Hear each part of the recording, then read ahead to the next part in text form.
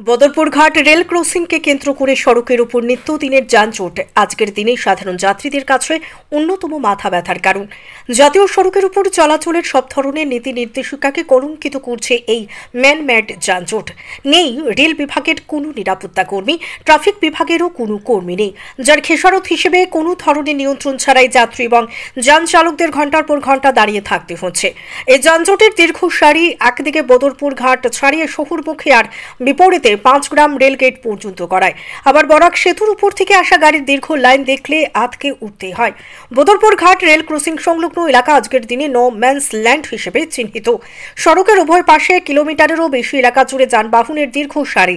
ঘন্টার পর ঘন্টা দাঁড়িয়ে থাকলেও গাড়ির চাকা নড়বার জো নেই। আর এতে সাধারণ মানুষের দুর্গতির সঙ্গে পাল্লা দিয়ে বাড়ছে মারপিট সহ বিভিন্ন ধরনের অসামাজিক কার্যকলাপ। অ্যাম্বুলেন্সের মধ্যেই মৃত্যু হচ্ছে অনেক রোগীর, কিন্তু নির্বিকার নিকটবর্তী বদরপুর ঘাট পুলিশ চৌকি এবং 5 গ্রাম থানার কর্মকর্তারা। কথাটা হেলায় ফেলে রাখার নয়, আসলে রেল ক্রসিং এলাকাটি জেলা ভিত্তিক ভৌগোলিক সীমান্ত ঘেঁষা। আর একদিকে করিমগঞ্জ আর বিপরীত দিক হচ্ছে হাইলাকান্দি জেলার অধীন, আবার ডিলিমিটেশনের কল্যাণী উভয় এলাকায় শিলচর লোকসভা কেন্দ্রের অধীন। আর এত সব পরিস্থিতিগত কারণে ওই এলাকার নিয়ন্ত্রণের ভার কে নেবে, এটাই লক্ষ টাকার প্রশ্ন হয়ে দাঁড়িয়েছে। ঠিক সেই কারণেই মাসের পর মাস, বছরের পর বছর ধরে জনদুর্ভোগ চরমে পৌঁছচ্ছে। এত দীর্ঘ যানজট নিয়ন্ত্রণে নেই একজনও কর্তব্যরত ট্রাফিক পুলিশ। নিজেদের তাগিদে অনেক সময় চালক অথবা সহচালককে মাঠে নেমে পরিস্থিতি সামাল দিতে হয়। এতে পরিস্থিতি অনুযায়ী সমস্যার সাময়িক কাটলেও সেই একটাই প্রশ্ন ভুক্তভোগীদের মধ্যে ঘুরপাক খায়, আর সেটা হচ্ছে নো ম্যানস ল্যান্ড। বুধবার প্রতিবেদক এলাকার পরিস্থিতি সোর জমিনে দেখে এসেছেন। স্থানীয় বাসিন্দা থেকে শুরু করে যাত্রী চালকদের সঙ্গে কথাও বলেছেন, সংগ্রহ করেছেন অসংখ্য অভিজ্ঞতা অভিমত। এতে অধিকাংশ ক্ষেত্রেই প্রশাসনিক নিয়ন্ত্রণহীনতার অভিযোগ ফুটে উঠছে।